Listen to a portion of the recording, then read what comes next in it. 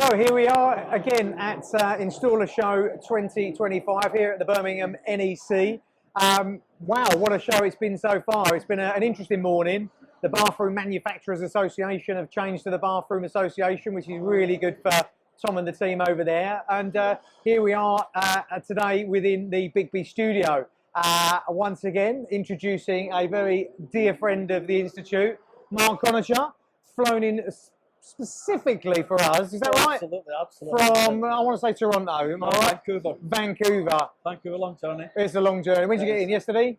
Sorry? You got in yesterday? Got in yesterday, 5 p.m, so we're excellent, right. A few hours sleep and we're all good. Listen, you don't look like you've been travelling for 24 hours, mate. You look good. We're all good. Good for you. Right, so Mark, he'll introduce himself fully in a minute, but Mark's been involved with the Institute probably for the best part of 15 years plus now. 2009, something like that. 2009, so amazing time. So you've seen the organisation grow over the last 15 odd years, which is fantastic. And your insight and all of that experience with BiKBBI has actually moved into a new role now. Do you want to talk about that first of all? Yeah, well, just recently, it wasn't that long ago. Yeah, a couple of weeks. I was an executive advisor for the BiKBBI.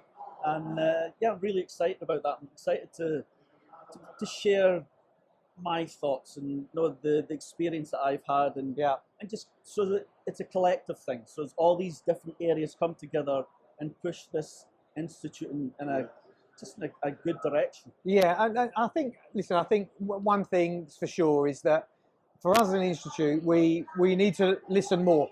And you can only do that over a period of time, and that comes with evolution.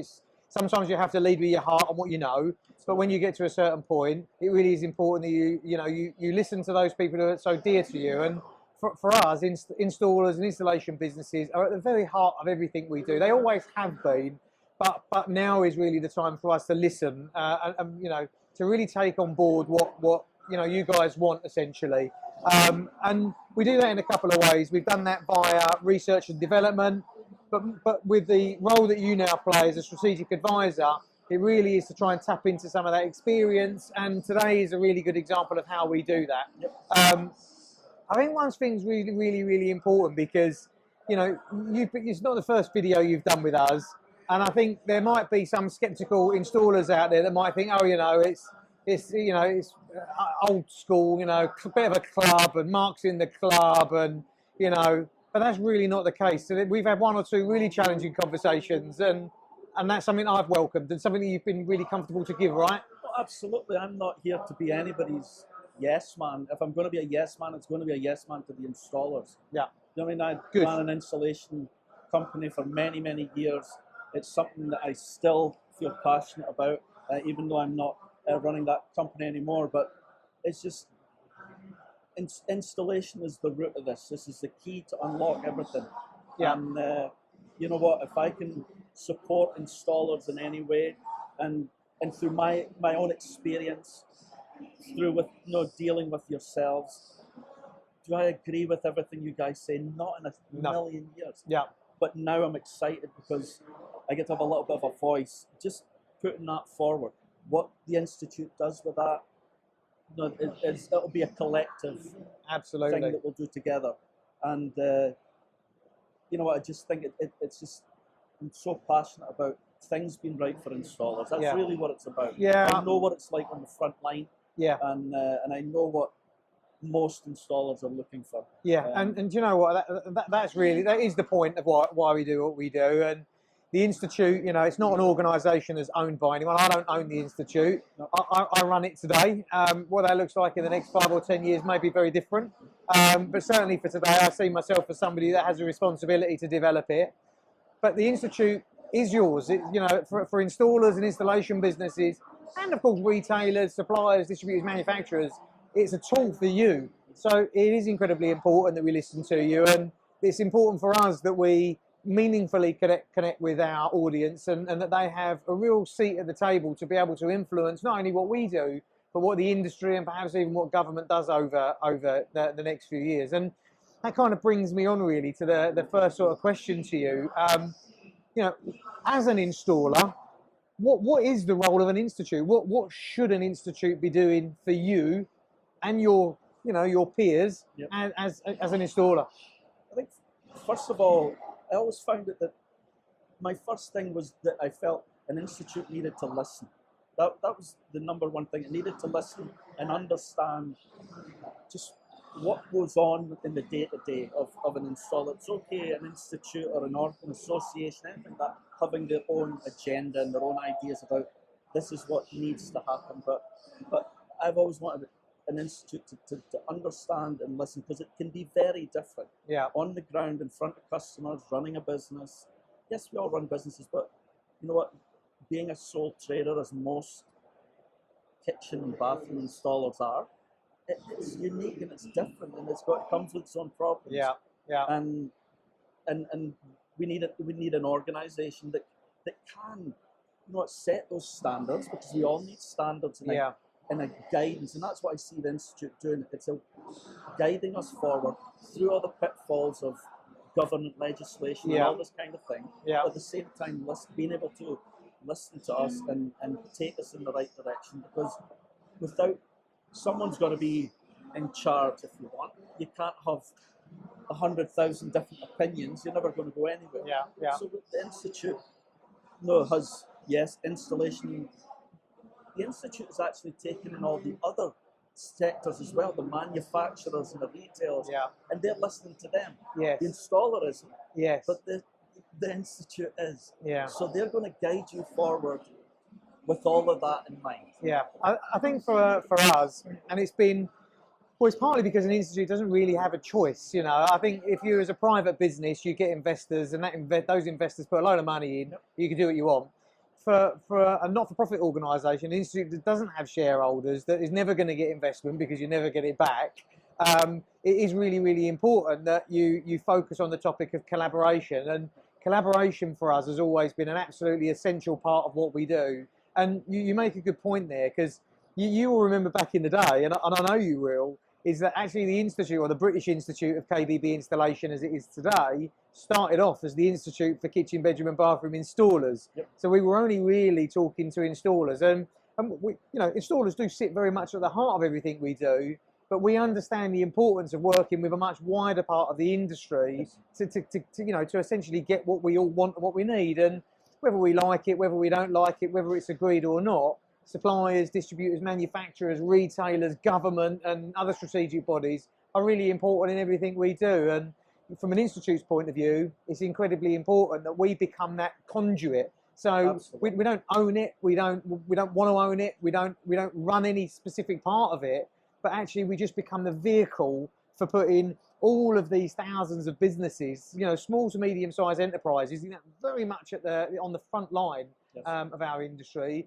putting them in touch with everybody else and making sure that dialogue's open. That's, you know, it's key for me and key for us. No, for sure. As I said, each individual sector thinks it's just about them and has their own agenda. Yeah. And this is the way things should be, and we have to take all these different areas into account. But that's difficult when you're a micro, you know, when you're a business and you're out there fitting kitchens in Dundee on your own. Yeah. That's difficult to have that peripheral vision, though, right? So why did you do something different then? Because you stepped forward way back in the day, you know, without a shadow of a doubt, was an early adopter on everything that we're trying to achieve. Why? I just think, you know what, it was about that when we're talking about installers and installation, there are thousands upon thousands of great installers out there doing a great job every day. Yeah. And so my first and foremost, if I've got a company, be it whether I'm a sole trader or whether I have 3 or 4 teams or whatever, my first thing is to look after myself. Everybody's going to look after themselves. Absolutely. So how do I do that? How do I stand out when there's all these great installers? All the noise. Yeah, but how do I be better than everybody else? It's not going to be through installation, because if I install a kitchen, it's going to look great. If the next guy installs a kitchen, it's going to look great. So how do you stand out? And so that just made me look outwards. Yeah. A bit more. And I always talk about, you know, the first time I met you in Dundee, on a cold Dundee night in November, probably. Some hotel somewhere. Well, hold on a minute. but then you had this meeting, and there's 40 or 50 installers in there, and everybody's just seeing it as you did your pitch, and everybody's just seeing it as some kind of cash grab. Yeah. And I just saw that as a unique moment as they walked out mourning, and I'm walking out behind, listening to it all going on around about me. Yeah. And it was really it's just a switch, and I thought, you know what, here's the defining moment. Here's how I stand out. Yeah. Let's go towards something that other people aren't. And when I started doing that, and when I started looking into what you were all about and what you were trying to achieve, wow, that just really opened up my eyes and thinking, you know what, this is all bigger than me. So you really saw it as this opportunity to stand out, essentially. Yeah. Initially, yeah, it was about me standing out and being different from everybody else. So how did you make that work for you then? Because I think it is fair to say that we haven't got the budget, and I'm just going to be really open and honest now, that we haven't got the budget to be in the consumer's eyes. So, you know, you're going to walk into 99 out of 100, if not 100 of your customers, and they are not going to know who BiKBBI is, what the relevance of it is. How did you make that work for you? How did you make the standout? So it's just, yes, I'm saying nobody's going to know about you. So how do I make people know about it? I can only but tell them about it. Yeah. And tell them about all the, obviously there's a structure in place, and you have to be certain qualifications. There's reviews looked into. So you're not just inviting anybody into the institute. You have to hit certain criteria. Yeah. And that's not easy. I mean, let's be honest about it. Not at all. It would be easy just to take some money off you and to do that every year. Yeah, There's so much more in the middle, isn't there, right? It's a grief. It's a grief. Sorry. As an installer, I'm sorry to everyone. Yeah. As an installer, it's a grief. You're like, oh my God, it now is we've got grief. asbestos again. Again, yeah. How many times can you hear asbestos? Yeah, I get it. I do get it. But you've got all that. You think, right, okay, now everybody may be doing this, but here's this thing. If I start telling my customers about this, well, I'm trying to build trust. When I meet a customer, I'm trying to build trust. I'm trying to get them on my side, because why should they choose me? Yeah. So if we've got Jim the joiner, and we've got my company, and the only difference between me and him is I'm a member of this institute that has me checked out. Yeah. That has certain guarantees that I've passed. Yeah. I think that's helpful for a customer to tune into that. And you found that to be the case. So you invested in it with that absolutely in your mind as a motivation for actually doing it. 100%. And going through that painful administrative process of compliance, which I apologise for, sort of. But you've actually made that work, and that's interesting, really, Mark, because we do hear a lot, and I'll be completely honest with you, that when businesses do decide that they don't want to renew their registration with us, and thankfully that's not many, but that the first thing that they will say is, well, I've had nothing out of it. Why is it always up to someone else? Why is it not down to you? It's up to you to do something about it. As an installer, as a business, you're doing what's in your best interest. And you know what? I can absolutely assure you, if you've got a membership with yourselves, you have to use it. You have to put it out there. You have to tell your customers. And my own experiences was my own customers bought into that. Yeah.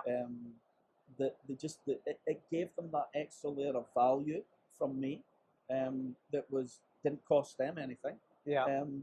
And it just set me apart from all the other guys out there. And as a bunch of sole traders, you're always, surely as a business, you're always trying to get that upper hand, get that edge to make someone draw these. We're all going after the same customers. Yeah. So you've just got to find that edge. And that was the beginning of how I used the Institute. So, I mean, we've spoken about it lots. It's a very common rhetoric that comes out of the organisation. We talk about skills gaps and, this being a real issue, and it is. It would be fair to say that a lot of installers will say, well, I've got enough work. I don't need to stand out. I go in, I come off the back of recommendations. I actually don't need it. So what would you kind of say to these guys about the importance of an institute then?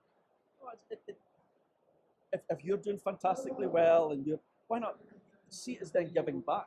Yeah. Giving back to everybody else. Because by supporting someone like yourself or an organisation like the BiKBBI, then you are in some sort of way giving back to that industry to help keep that industry looking and sounding good. A healthy industry. To Joe public as well. Yeah. If we keep up there, we don't want the second-hand car salesman or double place. We want it up there to be a much sought-after profession, and people to want to continue bringing in professionals into their home, and so giving back. Yeah. What I will say is one thing is, I know that you have the likes of Ren, that there's memberships through them, and Ren will look after people, their own fitters, and Ren take care of that and make their installers members of the BiKBBI. But even at that point, when I was involved, I still took out your own one, my own memberships for all my guys. Yeah. Because did I need it? No, I didn't. But at that point, it was about giving back. Yeah. It was about helping keep these standards raised. And again, how does an institute run on no money? Yeah, well, the reality is it doesn't. It is wholly reliant on industry to support it. But I think one thing for me, and I do have the conversation, and the team back at the office, I will often jump in on conversations. I'm not the sort of guy that locks himself away in a sort of his own office and lets the team have the conversation. I'm very passionate about what we do and why we do it. I've lived and breathed it now for the best part of 20 years. I mean, you never know. I don't look old enough. Of course I don't, Mark. But it shows. Thank you, mate. Thank you. But, the thing for me, it's about future-proofing. And I think businesses, especially smaller businesses, that they do operate in a little bit of an isolation. They operate in their own little bubble, and depending on where that bubble is at any given time will really reflect them and their business and their life and how well or not it's going. But I think the one thing, really important thing for me, Mark, is that the fact that we are living in a very fast-moving world. I mean, it is moving faster now, probably in the last 5 years, than it moved in the 20 previous to that. Yeah. And I can only see that will continue for the next 5 years. Now, what does that mean for installers and installation? Well, I happen to think it means a lot. I think there will be lots of changes, and by having that dialogue and by having that conversation with people on the coalface, the decisions that will probably be made in Whitehall, as an example, will affect them massively. Yeah. The fact that they have a say in that now is so important. It gives us weight, is what it does. The more people that are involved in it, the more say we have, and that's really, really important. Even if it's not important for businesses today, maybe it will be tomorrow. It's a hard one for us. You say, we talk about most of the installers that fit in kitchens and bathrooms are micro, they're one-man bands. Yeah. And I appreciate, I was a one-man band for many, many years. Yeah. And I was a one-man band when I joined the Institute. And, it does take there could be a real element of a leap of faith into it. There's certainly, in all my years of being a member, there's certainly never been any kind of negative. And in the Institute, and yourself has always been open to listening to me sound off about the negatives, if you want. Certain things have to be said. We can't just live in this bubble, and neither can the Institute live in a bubble that everything's wonderful. No, and it's far from it, actually. There's a lot that needs to be achieved, and like I say, us as an organisation, we're not going to fix it. We're not going to fix it alone. We're not. I think there's this kind of misconception that we're this huge business. Well, we're not. We're not a business, and we're not huge. We're actually a very small team of people, many of whom are volunteers. That's the reality of it. Yourself included. You've travelled across the world to be here to have this conversation. Yes. We've not paid you for that. You've done that. You've pulled that out of your own pocket, and that's something that I actually really cherish. I value that massively, because you're not only talking the talk, but you're walking the walk, or you're flying the flight. Is what you're doing. Yeah, absolutely. So, it does take that. We can certainly be that conduit. We can certainly be that vehicle for change. But change is only going to happen if people want it and contribute to it, and that's really key for us. I think the industry. There's a lot right with the industry for installation. As I say, it's easy to live in your little bubble as a micro business, and if you're doing fantastic as a micro business, then great. Good luck and carry on and do things. But you do have sons and you do have daughters and other people coming into trades, and it's important that things are kept at a standard, and that's where all sorts of institutes and associations come in to try and achieve that and keep things running in the direction that they need to for the future. And I think by giving back and having your opinion put forward, how on earth, if you have something that you think is wrong, how can you change it if nobody knows about it? This is To true. be part of it. And I openly encourage any kind of installer, whether you've got a multi-team or whether you're a one-man band, get in touch with Damian, get in touch with myself, and talk it through and put your opinion forward and learn more about it and point out the areas that maybe you feel that the institute isn't helping you. Well, maybe that's because they don't know. Well, that's a good point, Lynn. So let me ask you the question. So what should we, in your opinion, as an organisation, what should we be doing? You know, what are our immediate priorities? What should we be working on for you right now as an installer population? Yeah, so and that's why I was so excited to become part of things, is because I've always felt in our discussions has always been, I've never felt it was representing installers enough. Yeah. The institute wasn't listening enough. And that's what I see It's a fair challenge, yeah. That's my role, is to make sure that installers are being represented. And as I say, I'm not the be all and end all of installation and installers, but I am a voice. I know what it takes to become a successful business, and I know what installers are looking for. Yeah. And so I'm really excited about that to be part of that. Yeah, it's really about the institute really needs to. As I said, and that's what's good about it. I'm jumping here, but that's what's good about bringing all these collective voices together, because they're all from different areas of the industry, Yeah. and they're all going to put their bit into it. Yeah. And we're going to shape this into something that's really strong and built for the future, Yeah. Yeah. taking all the relevant information. I think so it's just an institute being open to listening to, for me, listening to installers. That's a great start. Well, I think not only will you see that a lot more moving forwards, and like I say, it's not, you know, for us, it wasn't about we didn't want to listen. We perhaps didn't have the means to listen, but more importantly, we didn't have the means to be able to act on what we heard. So you kind of got to get your house together before you open it up for people to come in and contribute to it. And that's kind of where we was as an organisation, I think. And yeah, I've seen it's been great watching when you look back to the iKBBI and you're watching it, and we've watched this grow over the years and how it's evolving.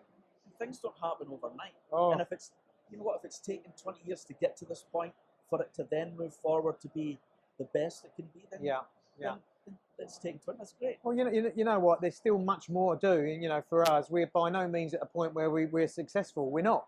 I don't know if an institute will ever be at a point where it's successful. And I think if it did, there'd probably be no need for an institute. And maybe that is what we need to aim for. But until then, I think it's really important that we work with and we work with a cross section of the industry, but not just those people that are near and dear to us now, but opening up, I guess, our peripheral vision to other people that we don't currently work with, we don't currently know, but being open to that change. And you know me, you know as well as anybody that I am all about positive change. I think I know it sounds a bit cringe, as my kids would say, but I think we must move and we must flex and we must keep quite nimble in order to keep up with, like I say, this very fast-moving world that we live in. And it's about if there's installers and businesses out there who have ideas or things that they're not happy, they do need to talk. You're talking about businesses that you don't even know about. Yeah, there's going to be lots of businesses out there that in the background say, oh, no, that's just a cash grab, or no, what do they care about us? Then they need to step up and voice their opinion. Absolutely. And voice in a positive way. Yes. It's not about standing or slagging off an institute, because every single person I've met and every single person with the institute has only got the best interests of this industry at heart. And then that's abundantly clear. Yeah. And so to be listened to, you have to enter the arena in the same manner. Yeah. I think you address positive energy with more positive energy. Yeah. And that's how things change. I think it's fair to say, and we've heard the sort of cash cow comment. Actually, not recently. I think certainly in the early days. For those people who are not aware, I used to work for huge manufacturer retailer MFI, and it was a huge monster of a business, very commercial.